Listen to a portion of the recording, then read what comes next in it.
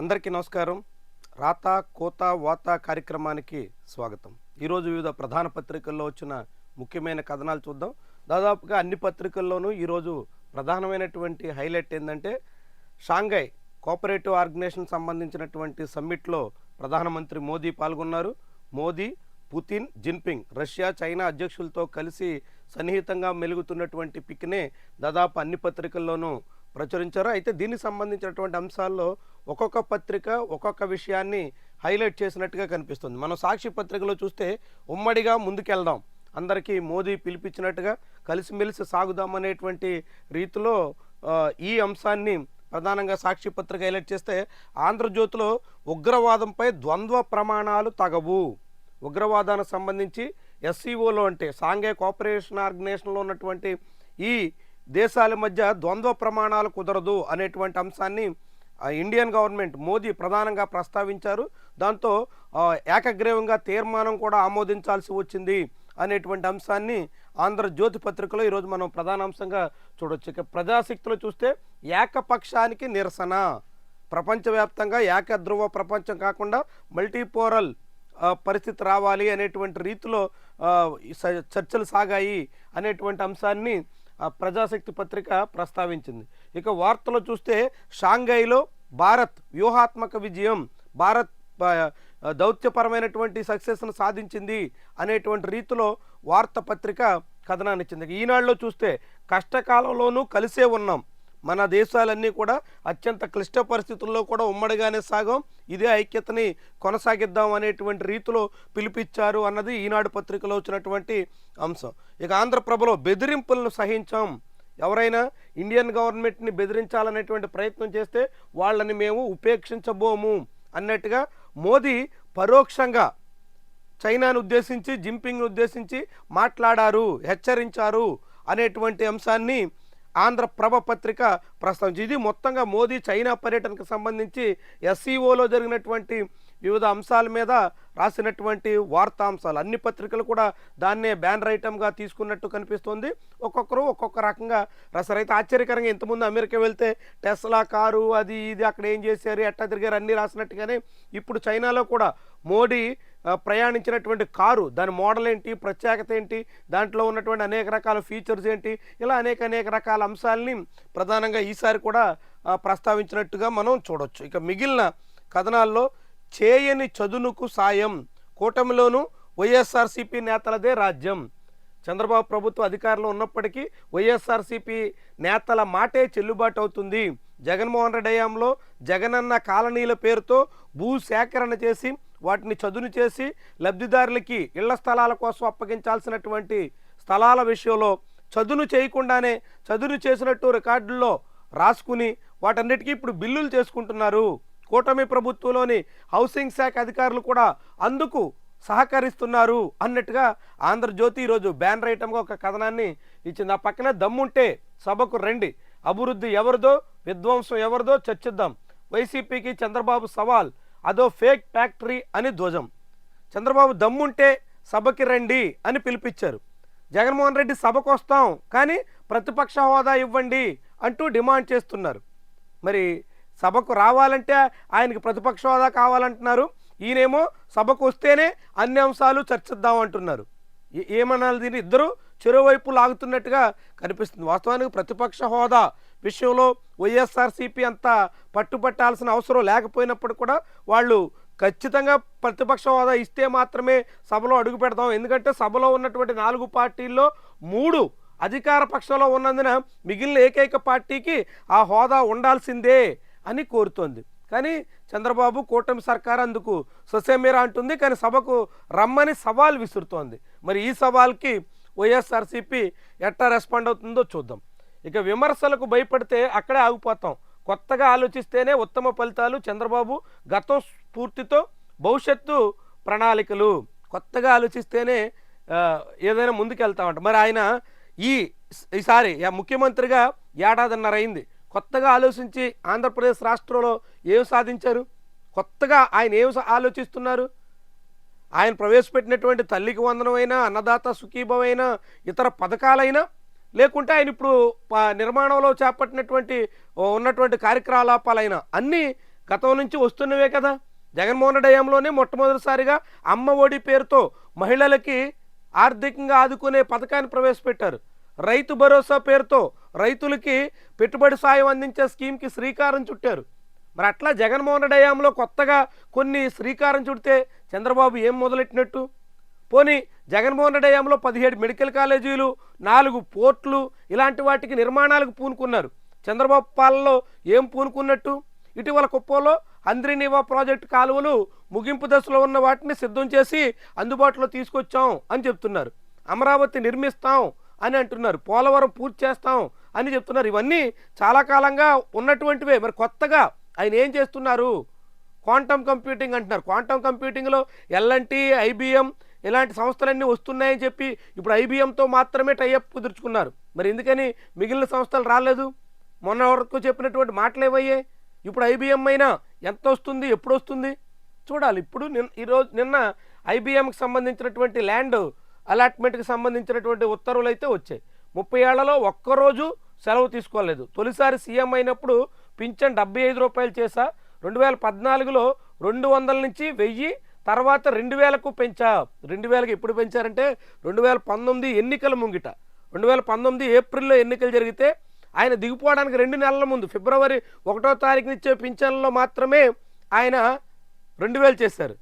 ఈ పింఛన్ల విషయంలో కూడా చంద్రబాబు నాయుడు కొత్తగా చేసిన పింఛన్లు అంతా ఒక చోట ఇవ్వడం అనే స్కీమ్ జగన్మోహన్ రెడ్డి వచ్చిన తర్వాత ఇంటింటికి తీసుకెళ్లి పింఛన్దారులకి నెల 1వ తారీఖునే డబ్బులు ఇచ్చే విధానానికి శ్రీకారం చుట్టారు.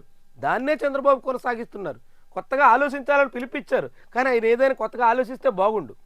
గాల్లో తేలినట్టుంది అంటూ వైజాగ్లో స్కై బ్రిడ్జ్ ఒకటి సిద్ధమవుతుంది. జగన్మోహన్ రెడ్డి హయాంలో దీన్ని అద్దాల వంతెన్ను కైలాసగిరి సమయం దగ్గర ఈ స్కై బ్రిడ్జ్ని మొదలుపెట్టారు. ఇప్పుడు అది పూర్తయింది, ఓపెన్ చేస్తున్నారు. ఇది జగన్మోహన్ రెడ్డి హయాంలో మొదలెట్టినటువంటి వ్యవహారమే. ఇక కాళేశ్వరంలో అవినీతి హరీష్దే, అందులో ఆయనదే ప్రధాన పాత్ర అన్నట్టుగా కవిత. బీఆర్ఎస్ ఏమో అసలు అవినీతే జరగలేదంటుంది. కవిత అవినీతి జరిగిందని నిర్ధారించేసింది. అవినీతి జరిగింది, అందుకు హరీష్, సంతోష్ రావే బాధ్యులు, వాళ్ళే కేసీఆర్ని పక్కదారి పట్టించారు అనేటువంటి రీతిలో ఆమె చేసినటువంటి ఆరోపణలు ఇప్పుడు ప్రకంపనలు పుట్టిస్తున్నాయి. దాంతో ఇప్పుడు కవిత బీఆర్ఎస్ మధ్య బేటలు విభజన చాలా కాలమే మొదలైంది. ఇప్పుడు అది మరింత బేటల వారి పూర్తిగా తెంచేసుకునేటంత వరకు వ్యవహారం సాగబోతున్నట్టు కనిపిస్తోంది. ఇక వైద్య విద్యలో ప్రవేశానికి 4 ఏళ్ల స్థానికత తప్పనిసరి. స్థానికత విషయంలో తెలంగాణ గవర్నమెంట్ తీసుకున్న నిర్ణయం మీద సుప్రీంకోర్టు సీజే చాలా రకాల కామెంట్ చేశారు. కానీ తీర్పు అందుకు విరుద్ధంగా ఇచ్చారు. సీజే అదేవిధంగా ఏపీ గవర్నమెంట్ కూడా తెలంగాణ గవర్నమెంట్ని ఫాలో అయ్యి స్థానికత మీద జీవో ఇచ్చింది. ఎవరైనా ఒక విద్యార్థికి అండర్ గ్రాడ్యుయేషన్లో ఇంజనీరింగ్లో కానీ ఎంబీబీఎస్లో కానీ చేరాలనుకుంటే బీటెక్ అయినా ఎంబీబీఎస్ అయినా దానికి ముందు 4 ఏళ్ళు అంటే 12, 11, 10, 9 నుంచి 12వ తరగతి వరకు 4 ఏళ్ల పాటు ఆ రాష్ట్రంలో చదివి ఉండాల్సిందే. ఒక్కేడాది బయట చదివినా, రాయలసీమ వాళ్ళు హైదరాబాద్లో, బెంగళూరులో ఎక్కడ చదివినా వాళ్ళకి లోకాలిటీ ఉండదు అనేటువంటి జీవోని సుప్రీంకోర్టు సమర్థించింది. దాంతో ఇకపై ఎవరైనా మీరు ఎక్కడైనా చేరాలనుకున్నప్పుడు లోకాలిటీ విషయంలో ఆలోచించుకోవడం చాలా చాలా అవసరం. ఇక త్వరలో 20 ఉద్యోగ నోటిఫికేషన్లు, వివిధ శాఖల్లో 80 పోస్టుల భర్తీ. ఫారెస్ట్ పరీక్షల్లో 3 తప్పులకు 1 మైనస్ మార్కు. వ్యక్తిగత వివరాలు తప్పుగా రాసిన, వైట్నర్ వాడిన పేపర్లు ఇన్వాలిడ్ అన్నట్టుగా కథనం. ఓట్ల చోరీపై త్వరలోనే హైడ్రోజన్ బాంబు. రాహుల్ గాంధీ నిన్న మళ్ళీ మరొక సంచలన ప్రకటన చేశారు. ఇప్పటికే ఓట్ల చోరీకి సంబంధించి తాను ఆటం బాంబు పేలుస్తానని ముందు ప్రకటించాడు ఆయన. దాని తగ్గట్టుగానే మహదేవ్పూర్, బెంగళూరు సెంట్రల్ సంబంధించినటువంటి నియోజకవర్గంలో జరిగినటువంటి తప్పిదాల్ని అధికారికంగా మీడియా ముఖంగా వెల్లడించారు. ఇప్పుడు మళ్ళీ ఆయన హైడ్రోజన్ బాంబు అంటున్నారు. మరి ఈసారి ఏం పేలుస్తారో, ఎక్కడ విషయాలు తెలుస్తారో, ఎప్పట్లోగా తేలుస్తారో చూడాలి. చాలా ఆసక్తికరం. 2977 కోట్లు ఆగస్టులో జీఎస్టీ నికర వసూళ్ల లెక్క ఇది. మొత్తం స్థూల జీఎస్టీ వసూళ్ళు అయితే 3900 కోట్లు దాటింది. మొన్నటి 2024తో పోలిస్తే 21%. దేశ సగటు పెరుగుదల రేటు 10% ఉంటే ఏపీలో మాత్రం 21% పెరుగుదల నమోదైంది. దానికి అనేక కారణాలు ఉన్నాయి. వాటి వివరాలను మనం చెప్పున్నాం. ఇక సాక్షి పత్రికలో చూస్తే, సాక్షిలో ఈరోజు వచ్చినటువంటి కథనాల్లో అర్ధరాత్రి సాక్షిపై దాడి, విజయవాడలోని ప్రధాన కార్యాలయంలో పోలీసుల హల్చల్. సాక్షి పత్రికని కట్టడి చేయడానికి, సాక్షి మీడియాని నియంత్రించడానికి చంద్రబాబు సర్కారు చాలా రకాలుగా ప్రయత్నాలు చేస్తుంది. నిన్న ఇదే సాక్షిపత్రంలో మనం కూడా రాసుకున్నాం, మనం కూడా చెప్పుకున్నాం. డి డిఎస్పీల ప్రమోషన్ సంబంధించి అడిషనల్ ఎస్పీలుగా ప్రమోషన్ రావాల్సినటువంటి వాళ్ళకి ఆగస్టు 31లోగా ఇవ్వాలి. ఇవ్వకపోవడం వల్ల చాలామంది ప్రమోషన్ లేకుండానే రిటైర్ అయిపోయారు. ఇప్పుడు మళ్ళీ మిగిలినటువంటి వాళ్ళకైనా ఇవ్వాలంటే భారీ మొత్తంలో వసూలు చేస్తున్నారు అన్నది సాక్షి రాసినటువంటి కథనం. కథనంలో తప్పు ఉంటే దాన్ని తప్పు పట్టాలి, ఖండనివ్వాలి, ఇంకా ఏమైనా చట్ట ప్రకారంగా దానికి సంబంధించినటువంటి ప్రెస్ కౌన్సిల్కి ఫిర్యాదు చేయొచ్చు, ఇతర ఏమైనా ప్రయత్నాలు చేయొచ్చు. కానీ సాక్షిని కట్టడి చేయాలని ఆలోచిస్తున్నటువంటి పోలీస్ బాస్ ఇప్పుడు నేరుగా కేసు పెట్టించడం, ఏకంగా సాక్షి ఆఫీసుల్లోకి వెళ్ళి సోదాలు నిర్వహించడం. రాత్రి 12:30 ప్రాంతంలో సాక్షి ఆఫీసులోకి వెళ్ళి తెల్లవారులు సోదాలు నిర్వహించే ప్రయత్నాలు చేస్తారు. ఇట్లా సాక్షిని బెదిరించాలి, సాక్షిని కట్టడి చేయాలి అనేటువంటి ఆలోచనతో చంద్రబాబు సర్కారు పోలీస్ బాస్ ఉన్నట్టుగా కనిపిస్తుంది. ఎందుకంటే ఇటీవల కాలంలో పోలీస్ డీజీపీకి వ్యతిరేకంగా సాక్షిలో చాలా కథనాలు వచ్చాయి. వాటన్నింటికీ ఈసారి ప్రతీకారం తీర్చుకునే రీతిలో ఉన్నట్టుగా కనిపిస్తోంది. సాక్షి మీద తాడేపల్లి ఆ పోలీస్ స్టేషన్లో కేసు పెట్టారు. సాక్షి ఎక్కడికి పోదు, సాక్షి ఎడిటర్ కానీ సిబ్బంది కానీ ఎక్కడికి పోరు. అయినప్పటికీ కూడా సాయంత్రం కేసు నమోదు చేసి రాత్రికి రాత్రే సాక్షి ఆఫీసులో సోదాలు నిర్వహించి కలకలం రేపే ప్రయత్నం చేశారంటే పరోక్షంగా బెదిరించే ధోరణికి దిగుతున్నట్టుగా కనిపిస్తుంది. వాస్తవానికి గడిచిన 14 నెలల కాలంలోనే సాక్షి మీద దాదాపుగా 6 డజన్ పైగా కేసులు నమోదయ్యాయి వివిధ ప్రాంతాల్లో. సాక్షి ఎడిటర్ ధనుంజయ రెడ్డి ఇంట్లో సోదాలు కూడా నిర్వహించారు. ఇప్పుడు సాక్షి ఆఫీసులోకి వెళ్ళి తనిఖీలు చేసే ప్రయత్నం చేశారు. ఇట్లా సాక్షిని అన్ని రకాలుగా నియంత్రించాలి, కట్టడి చేయాలి అనే ధోరణి ఉన్నట్టు కనిపిస్తోంది. మంచం పట్టిన రాష్ట్రం, ఫీవర్ వైరల్, ప్రతి ఇంట జ్వరాలు, డెంగీ, మలేరియా బాధితులు, అస్తవ్యస్త పారిశుధ్యంతో సీజనల్ వ్యాధులు విజృంభణ. చంద్రబాబు నాయుడు ఒకవైపు స్వచ్ఛాంధ్రాని ప్రచారం చేస్తున్నారు. మొన్న పెద్దాపురం వెళ్ళి అక్కడ ఒక ర్యాలీ కూడా చేశారు. కానీ స్వచ్ఛాంధ్ర ఏమో కానీ రాష్ట్ర వ్యాప్తంగా ఇప్పుడు అనేక ప్రాంతాల్లో తీవ్రమైనటువంటి జ్వరాల పీడితులు కనిపిస్తున్నారు. జ్వర పీడితులంతా ఇప్పుడు హాస్పిటల్తో కిక్కిరిసిపోయి కనిపిస్తున్నారు. ప్రైవేట్ ఆసుపత్రులు, ప్రభుత్వ ఆసుపత్రులు ఖాళీ లేనంత పరిస్థితుల్లో కనిపిస్తున్నాయి. డెంగీ గంటికలు, శ్రీకాకుళం జిల్లాలో ఒక మహిళ మృతి. డెంగీ సమస్య ఇంకా డెంగీ కారణంగా బాధితుల ప్రాణాలు పోయే పరిస్థితి వస్తుందంటే ఎలాంటి రీతిలో ఉన్నామో చూడండి. మాట నిలబెట్టుకుంటారా లేదా? సీఎం చంద్రబాబు నిలదీసిన ఉద్యోగులు, ఓపీఎస్ పునరుద్ధరించాలనే డిమాండ్, లేకపోతే ఉద్యోగుల ఆగ్రహానికి గురికాక తప్పదు. సిపిఎస్ ఉద్యోగుల చెలో విజయవాడలో ఉద్యోగ సంఘాల నేతల హెచ్చరిక, ఉద్యోగుల ఆందోళనలకు ఏపీ ఎన్జీఓ మద్దతు, ప్రభుత్వ వ్యతిరేక నినాదాలతో హోరెత్తిన ధర్నా చౌక్, వేలాదిగా తరలివచ్చిన ఉద్యోగులు. ఉద్యోగోపాధ్యాయులకి సిపిఎస్ రద్దు చేసి ఓపీఎస్ అమలు చేయాలి అనే డిమాండ్ మీద ప్రతి ఏటా సెప్టెంబర్ 1వ తారీఖున ఆందోళనలు నిర్వహించడం ఆనవాయితీగా వస్తుంది. ఈ ఏడాది కూడా చాలా పెద్ద స్థాయిలో నిరసన వ్యక్తం చేశారు. సిపిఎస్ రద్దు చేస్తామని జగన్మోహన్ రెడ్డి కాలంలో హామీ ఇచ్చారు, అమలు కాలేదు. సిపిఎస్ ఓపీఎస్ కాకుండా జీపీఎస్ ప్రవేశపెడతాం అన్నట్టుగా ప్రభుత్వం చెప్పింది. కానీ అది ఉద్యోగులకు ఏమాత్రం రుచించలేదు.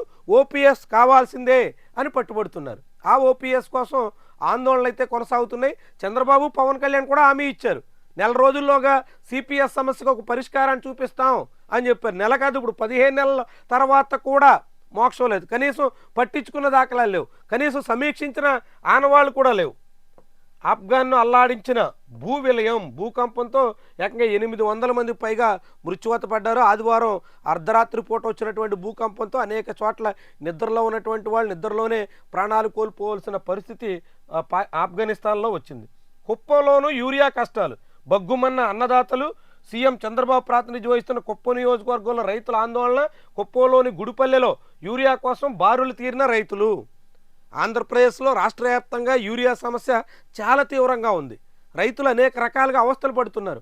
కానీ ఆంధ్రప్రదేశ్లో విపక్షం మాత్రం యూరియా సమస్య మీద పెద్దగా స్పందిస్తున్న దాఖలాలు లేవు. నిన్న శ్రీకాకుళంలో అక్కడ జిల్లా పార్టీ అధ్యక్షుడిగా ఉన్న ధర్మాన కృష్ణదాస్, మాజీ డిప్యూటీ సీఎం మాత్రం ఆందోళనకు ప్రయత్నించారు. తెలంగాణలో అయితే విపక్ష పార్టీ ఏకంగా సెక్రటేరియట్ ముందు బైఠాయించింది. హరీష్ రావు వాళ్ళు బారికేడ్లు కూడా దాటి వెళ్ళి సెక్రటేరియట్ ముందు నిరసన తెలియజేశారు. మరి ఆంధ్రప్రదేశ్లో విపక్షం వైఎస్ఆర్సీపీలో ఎందుకని కదలికలేదు? రాష్ట్ర వ్యాప్తంగా రైతులు యూరియా సమస్యతో అల్లాడిపోతుంటే, ప్రభుత్వం మాటలు చెప్పి సరిపెడుతుంటే రోడ్డెక్కి ఆందోళన చేయాల్సినటువంటి విపక్షం ఎందుకని మౌనంగా ఉంటుంది? చాలా ఆశ్చర్యం. రైతులు చాలా తీవ్ర సమస్యగా ఎదుర్కొంటున్నటువంటి ఈ యూరియా విషయంలో విపక్షం ఆశించినంతగా కదలడం లేదు అనే మాట వినిపిస్తోంది. నేను సిద్ధం, మీరు సిద్ధమా, రండి చర్చిద్దాం అంటూ అసెంబ్లీకి సవాల్ విసిరారు. ఇక భారత్కు సమయం మించిపోయింది, సుంకాలపై దిగొచ్చింది కానీ ఇప్పటికే టైం అయిపోయింది అంటూ ట్రంప్ చేసినటువంటి కామెంట్ చూడొచ్చు. జీఎస్టీ వసూళ్లలో ఏపీ రికార్డ్, గత ఏడాది ఆగస్టుతో పోలిస్తే ఈసారి 21% వృద్ధి వచ్చినది కాబట్టి జీఎస్టీ వసూళ్లలో ఈనాడు ఫస్ట్ పేజీలో వచ్చింది. ఇంతకుముందు వరకు జీఎస్టీ తగ్గిపుతో వచ్చింది. దాదాపు 12 నెలల పాటు ఆంధ్రప్రదేశ్లో కూటమి ప్రభుత్వంలో జీఎస్టీ లోటు, మిగిలిన అన్ని రాష్ట్రాలు అభివృద్ధిలో ఉంటే ఆంధ్రప్రదేశ్ మాత్రం రివర్స్లో ఉండేది. అప్పుడెప్పుడు ఈనాడు దాన్ని ప్రధానంగా ముఖ్యమైనటువంటి కథనంగా రాసిన దాఖలాలు ఎక్కడో లోపల పేజీలో 11వ పేజీలో 13వ పేజీలో చిన్న చిన్న సింగిల్ కాలం ఐటెంగా సరిపెట్టిందే తప్ప ఎన్నడూ ఇలాగా ఫస్ట్ పేజీకి తీసుకురాలేదు. నిన్న ఊహించాం ఇలా ఫస్ట్ పేజీలో వస్తుందని, అందుకు తగ్గట్టుగానే ఈనాడు ఫస్ట్ పేజీలో రాసి చంద్రబాబు హయాంలో 21% గ్రోత్ వచ్చింది అని చెప్పే ప్రయత్నం చేస్తోంది. ఇసుక దోపిడీ గుత్తేదారులకు 1818 కోట్ల జరిమానా, అత్యధికంగా జేపీ సంస్థకు 1261 కోట్లు, మొత్తం ఉల్లంఘనలపై 420 తాకీదులు, అన్నీ కలిపితే జరిమానాలు 1000 కోట్లలో ఉండే అవకాశం. ఇసుక అక్రమ తవ్వకాల విషయంలో, నిబంధనల ఉల్లంఘన విషయంలో 2014 నుంచి కూడా అనేక రకాల కేసులు ఉన్నాయి. పలుమార్లు జరిమానా విధించారు. ఆ జరిమానాలు చెల్లించిన దాఖలాలు ఇప్పుడు అవన్నీ కలిపి 1000 కోట్లలో ఉండొచ్చు అని ప్రభుత్వం చెప్తుంది. ఇప్పుడైనా ప్రభుత్వ అప్పులు అక్కడెక్కడ వివిధ పేర్లతో భారీగా రుణాలు తెచ్చే బదులు ఇలాంటి బకాయిలన్నీ వసూలు చేయడం బెస్ట్. ఎందుకంటే భారీగా ప్రభుత్వానికి రావాల్సినటువంటి 2000 కోట్ల రూపాయల పైగా నిధులు ఆయా కాంట్రాక్ట్ సంస్థల దగ్గర పెండింగ్లో ఉంటే, జరిమానాలు చెల్లించకుండా జాప్యం చేస్తుంటే వసూలు చేయడానికి ఎందుకని తాత్సార్యం చేయాలి? ఎవరైనా బైకు నిబంధనలు ఉల్లంఘించి ఎక్కడైనా హెల్మెట్ పెట్టుకోకపోతే వేసినటువంటి ఫైన్కి నోటీసుల మీద నోటీసులు పంపిస్తారు 1000-2000 రూపాయలకి. మరి ఇక్కడ 2000 కోట్ల రూపాయలు మరి ఎందుకు వసూలు చేయరు? ఒక జేపీ వెంచర్స్ జగన్మోహన్ రెడ్డి హయాంలో మొత్తం భారీగా రాష్ట్రం అంతా ఇసుగుదా వేసినటువంటి సంస్థ 1200 కోట్ల రూపాయలు జరిమానా పెండింగ్లో పెట్టింది. మరి వసూలు చేయాలి కదా, ఎందుకని జాప్యం చేస్తున్నారు? కొత్త పారిశ్రామిక లోకం వినూత్న ఆలోచనతో వచ్చేవారికి రతన్ టాటా హబ్ ఆహ్వానం. దీనికి అనుసంధానంగా 5 స్పోక్ సెంటర్లు పారిశ్రామికవేత్తలుగా తీర్చిదిద్దడమే లక్ష్యంగా ఏర్పాటు చేశారు. కానీ వచ్చేది ఎంత అన్నదే ముఖ్యమైనటువంటి అంశం. ఇక ఆంధ్రప్రభ పత్రికలో ముఖ్యమైనటువంటి మిగిలిన కథనాలు కూడా మనం చూస్తే, ఉగ్రవాదాన్ని అణిచివేద్దాం అనేటువంటి కథనం, పుతిన్తో మోదీ ఆత్మీయ బంధం, అమరావతి వైపు ఐటీ దిగ్గజ సంస్థల చూపు, ఏక్యూసీసీలో ఐబిఎం క్వాంటమ్ కంప్యూటర్ ఏర్పాటుకు గ్రీన్ సిగ్నల్ ఎప్పుడు వస్తుందో చూడాలి. కాంగ్రెసే ఓట్ చోర్ అంటూ బీజేపీ రాష్ట్ర అధ్యక్షుడు ఎదురుదాడికి చేస్తున్నటువంటి ప్రయత్నం. ప్రభుత్వం ఉక్కుపాదం, సీఎం ఆదేశాలతో ముమ్మరంగా విజిలెన్స్ తనిఖీలు అన్నట్టుగా ఎరువులకు సంబంధించినటువంటి కథనం వచ్చింది. ఐపీఎస్ సంజయ్కి ఈ రోజు నుంచి కస్టడీలో తీసుకునేదానికి అనుమతి ఇచ్చారు. 3 రోజుల పాటు ఏసీబీ కస్టడీలో తీసుకుని సంజయ్ని విచారించబోతోంది. ఇక ప్రజాశక్తి పత్రికలో ఈరోజు చూస్తే ఏకపక్షానికి నిరసన, అసెంబ్లీకి రండి చర్చిద్దాం, కేంద్ర రాష్ట్ర ప్రభుత్వాలు అమెరికా టారిఫ్లను ఎదుర్కోవాలి, పేదల విద్యకు సిబ్బంది లేకపోతే ఎలా? కేజీబీవీ లాంటి సంస్థల్లో, విద్యా సంస్థల్లో కేవలం టెంపరీ సిబ్బందితోనే మొత్తం ఏడాది విద్యా సంవత్సరం మొత్తాన్ని నిర్వహించే ప్రయత్నం ప్రభుత్వాలు చేస్తున్నాయి. దీని మీద ఏపీ హైకోర్టు సీరియస్ అయింది. సర్వశిక్ష అభియాన్ స్కీమ్లో నిర్వహిస్తున్న విద్యా సంస్థల్లో శాశ్వత బోధనా సిబ్బంది లేకపోతే విద్యా ప్రమాణాలు ఎలా బాగుంటాయి అంటూ కేంద్ర రాష్ట్ర ప్రభుత్వాల్ని ఏపీ హైకోర్టు ప్రశ్నించింది. కస్తూర్బా గాంధీ బాలికా విద్యాలయాల్లో తమను అన్యాయంగా తొలగించారంటూ పలువురు పీజీటీలు 2023లో పిటిషన్ దాఖలు చేశారు. ఆ పిటిషన్ల విచారణ సందర్భంగా వాళ్ళందరినీ రెగ్యులర్ చేసి మంచి విద్యా ప్రమాణాలు కాపాడాల్సిన దశలో ఇలా ఎందుకు చేస్తున్నారు అంటూ నేరుగా ఏపీ హైకోర్టు ప్రశ్నించే పరిస్థితి వచ్చింది. నేడు మరో అల్పపీడనం, మోస్తరు నుంచి భారీ వర్షాలు, విపత్తుల నిర్వహణ సంస్థ హెచ్చరిక. రాష్ట్ర వ్యాప్తంగా ఈరోజు వర్షాలు కురిసే అవకాశం అయితే ఉంది. రాజ్యాంగాన్ని దెబ్బతీసే చర్యలు సహించాం, ఓట్ అధికారి యాత్ర ముగింపు సభలో ఇండియా నేతలు ఈసారి హైడ్రోజన్ బాంబు వేస్తానంటూ రాహుల్ గాంధీ చెప్పినటువంటి కామెంట్ కూడా ఇక్కడ మనం చూడొచ్చు. క్వాంటమ్ వ్యాలీలో ఐబీఎంకు అనుమతి, అమరావతిలో తొలి ప్రతిష్టాత్మక సంస్థ, ప్రభుత్వ ఉత్తర్వులు, భారత్పై మళ్ళీ ట్రంప్ అవాకులు, జీరో టారిఫ్కు అంగీకరించి జాప్యం చేస్తుందని వ్యాఖ్య. ఇవి ఈరోజు ప్రజాశక్తి పత్రికలో వచ్చినటువంటి ముఖ్యమైన కథనాలు. వివిధ ప్రధానంగా అన్ని పత్రికల్లోనూ వచ్చినటువంటి అంశాల మీద రోజు మనం ఉదయాన్నే 8 గంటలకు ఈ విశ్లేషణ కార్యక్రమాన్ని నిర్వహిస్తున్నాం. ఖచ్చితంగా ఈ విశ్లేషణని ఫాలో అవ్వండి. మీ అభిప్రాయాన్ని కామెంట్ రూపంలో తెలియజేయండి. దాంతోపాటుగా ఛానల్ని సబ్స్క్రైబ్ చేయడం, వీడియోని లైక్ చేయడం మాత్రం మర్చిపోకండి. Thank you very much for watching.